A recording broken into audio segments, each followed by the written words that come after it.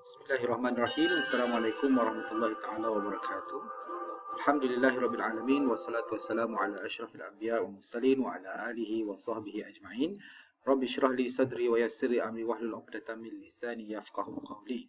Alhamdulillah, bersyukur kepada Allah Subhanahu wa taala kerana kita dapat dipertemukan lagi dalam siri pembelajaran dalam channel Celik Faraid untuk kita melihat soalan-soalan lepas yang berkaitan dengan peperiksaan STPM, Sijil Tinggi Pelajaran Malaysia. Pada pertemuan kali ini, saya akan cuba melihat kes pengiraan yang telah keluar pada tahun 2017.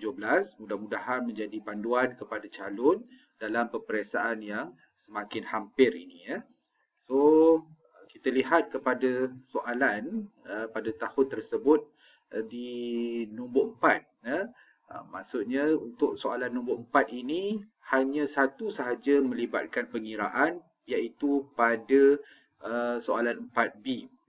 Manakala A dan C melibatkan soalan yang berbentuk teori yang memerlukan calon untuk menulis ataupun merangka esei untuk jawapan-jawapan tersebut.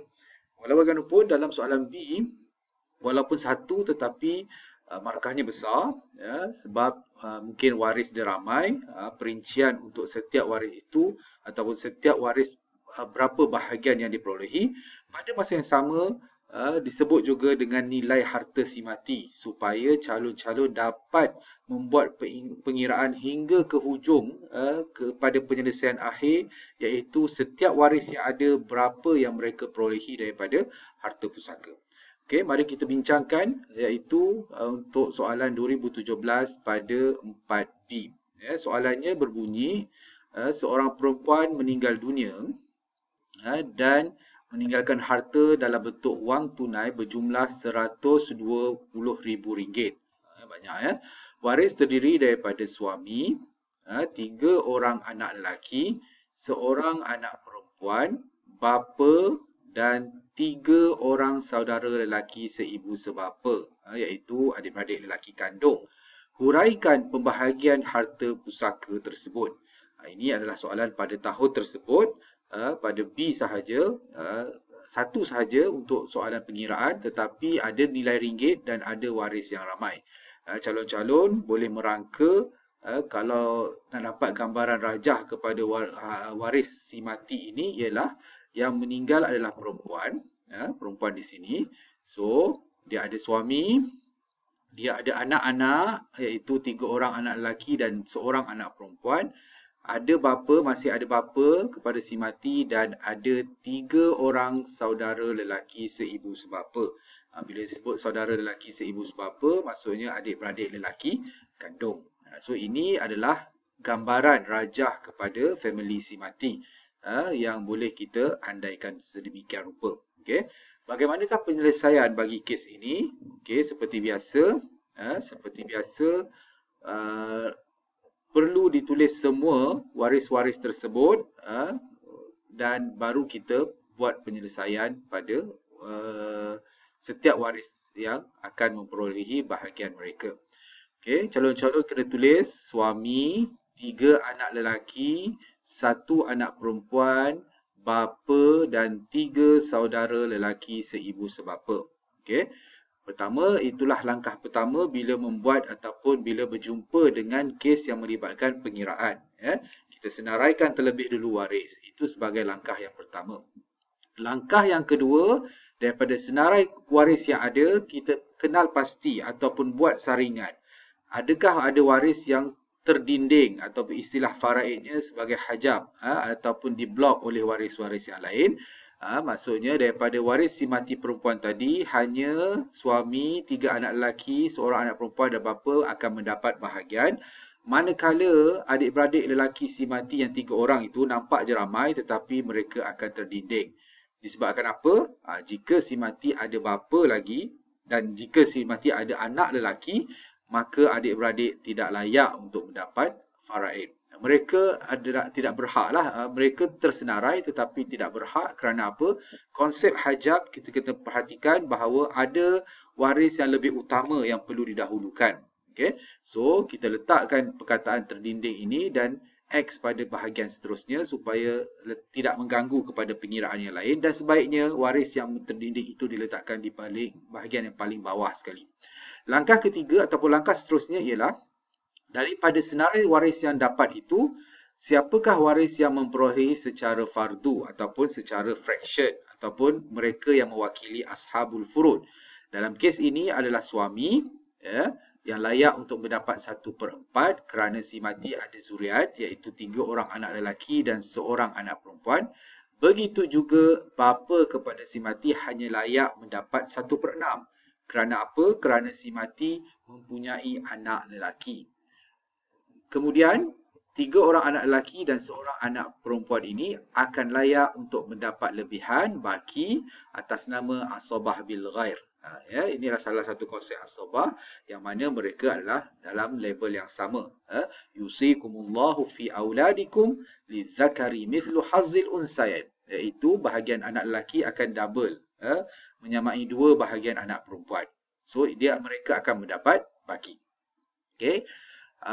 Apabila langkah seterusnya ialah kita menentukan base number, denominator ataupun asal masalah.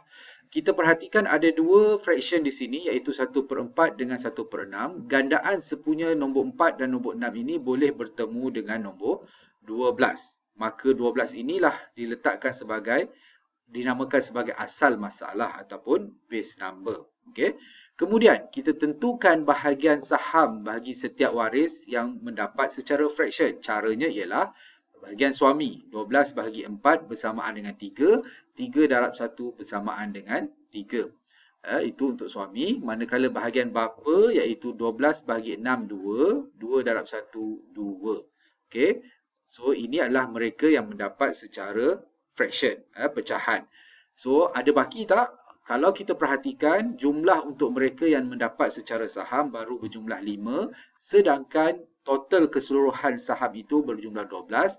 Oleh itu, cara menentukan lebihan baki ialah 12 tolak 5 bersamaan dengan 7. Kita perhatikan adakah 7 ini boleh kita serahkan kepada setiap waris anak lelaki dan perempuan. Kita kena tahu bahawa setiap anak lelaki, kita perhatikan di sini ada 3, maksudnya setiap seorang daripada mereka mewakili 2 bahagian. Ya. So, anak perempuan hanya mewakili satu bahagian. So, bila kita jumlahkan bahagian-bahagian untuk anak tersebut, perfect berjumlah sebanyak 7, iaitu menyamai dengan lebihan yang ada tadi, 7 bahagian.